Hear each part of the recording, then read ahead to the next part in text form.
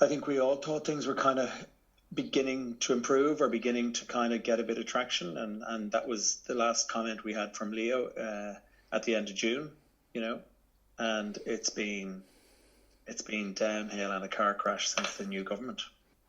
It's been car crash on. I think I probably speak for a lot of people when I say it's really depressing. It's very hard going. We've been in this limbo for 4 months, and we thought we were getting somewhere in terms of green list countries and possible guidance lifting, and the airports were reopening, flights are operating 100 flights a day out of Ireland, and then we have all of this mixed messaging. Then we have these full page adverts from the government basically saying stay at home for the year. It's car crash stuff. They can't have it. They can't have it every way. If they don't want people to travel, they're going to have to compensate them. They're doing nothing in terms of the flights operating, and to some extent that's understandable because we have cargo and we live in a democracy. But it is just chaotic that they're putting pressure on consumers not to travel, and the consumer is having to pick up the tab. That is not how democracy should work.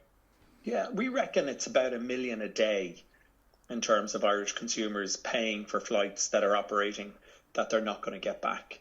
Putting an advert in the Irish Times or the Independent and doing the radio ads to back this up has no recognition of the impact on the consumer, no recognition on the impact of the trade or this business, which, Irish travel agents have 3,500 jobs. We may not be the biggest industry in the world, but we're all SMEs. We're across towns and cities across Ireland. We're the sort of businesses that these guys want to retain, and they're doing nothing to protect us. It is just crazy.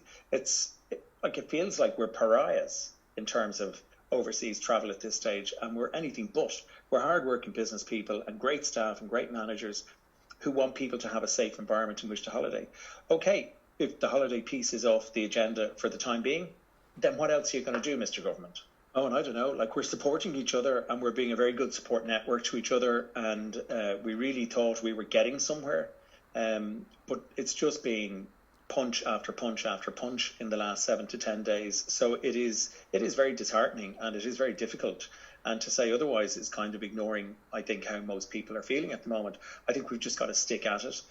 They are talking about a new list on the 20th of July. The advert that they put in the papers was totally conflicting because they're going to give us a green list, but yet they're saying they're not going to change the DFA advice. It's so contradictory in terms of the north of Ireland, the border not existing. They don't seem to be carrying out the testing and tracing accurately. There's so much they could be doing to facilitate safe travel and to facilitate consumers travelling, or to facilitate consumers cancelling if that's what the government want them to do at the moment. And then they have to protect the industry because they need us as an industry. The business and corporate travel piece is critically linked to jobs and business in Ireland. That's being totally ignored.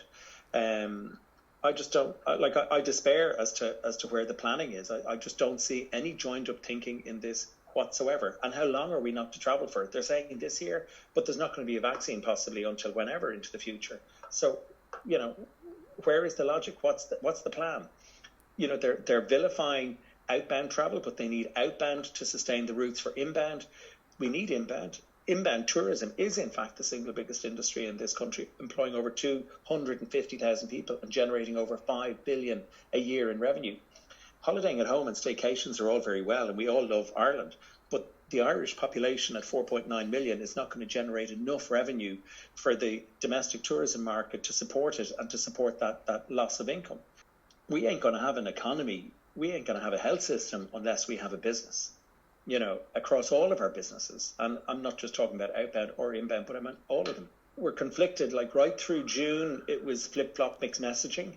Then from the end of June, there was fairly consistent clarification about a green list.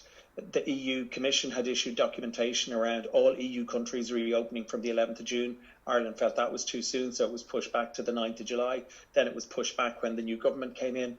And there's no sign, when you see the government taking out an ad in July to talk about not travelling for 2020, it's very hard not to be disillusioned. Fairly miffed in terms of their refunds. We're getting as much as we can processed where the refunds have come back to us. But, we're not seeing massive amounts of refunds coming from airlines despite what the airlines are saying. So, we're keeping in touch with the consumer and letting them know that the refund process is in hand. We've issued about, 3,000 refunds in the last month. So we're moving through stuff as best we possibly can, but it's hard going. In June, there was some recovery. Like April and May were pretty much wiped out. There was a small amount of bookings, like we were seeing between 8 and 10% of a normal month in June. That's not going to happen in July with the current messaging. We do live in a democracy and they're entitled to, and I hope that they're responsible and careful and respectful in the destinations they go to and when they come back and abide by what's required. Who can survive on 10%? We've come through some horrific things in the past. We've got through 4 months of this. We've got to be resilient. We've got to keep on top of things as best we possibly can. We've got to support each other. I think we have been. I think the ITAA have been, brilliant through the last couple of months in terms of the various initiatives and the lobbying. We're constantly speaking to the department.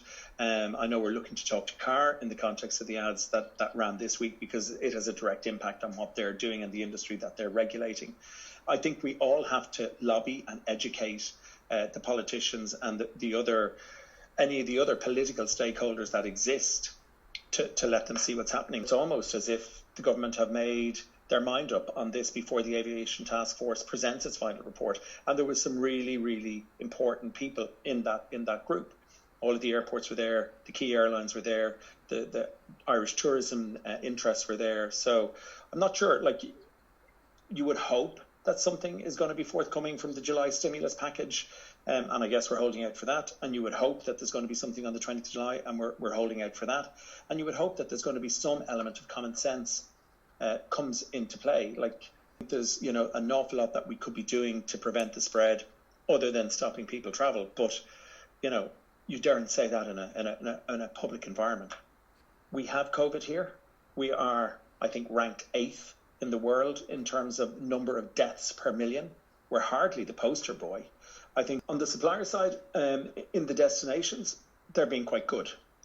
We have been keeping them up to speed. We've been sending them screenshots of the Department of Foreign Affairs advice. We've sent them, PDFs of the ads in the newspapers yesterday. We've sent them radio interviews and clips from various things, because what we've got to do is educate them to understand that Ireland seems to be in a standalone position in Europe with regard to preventing citizens travelling for 2020. It's very hard for those suppliers to understand what's going on. But it's not as if we are short of evidence to support what we're trying to tell them. And for the most part, they are being respectful and understanding, because if we can't, or if the consumers feel they can't travel, we need to cancel those bookings and refund those clients. We can't have non-refundable terms and conditions applying to those bookings because the consumer feels pressurized by government, and they absolutely are being pressurized by government not to travel. So I'd have to say the ground suppliers are being reasonable. As to how long that's going to continue, it's hard to know. The flights are operating. If a flight operates, you're not getting a refund. So with 100 flights a day taking off, we're going to see a massive number of consumers impacted as a direct result of that, and that is not good. Thank you, Paul Hackett of Clickandgo. Thanks, Eoghan.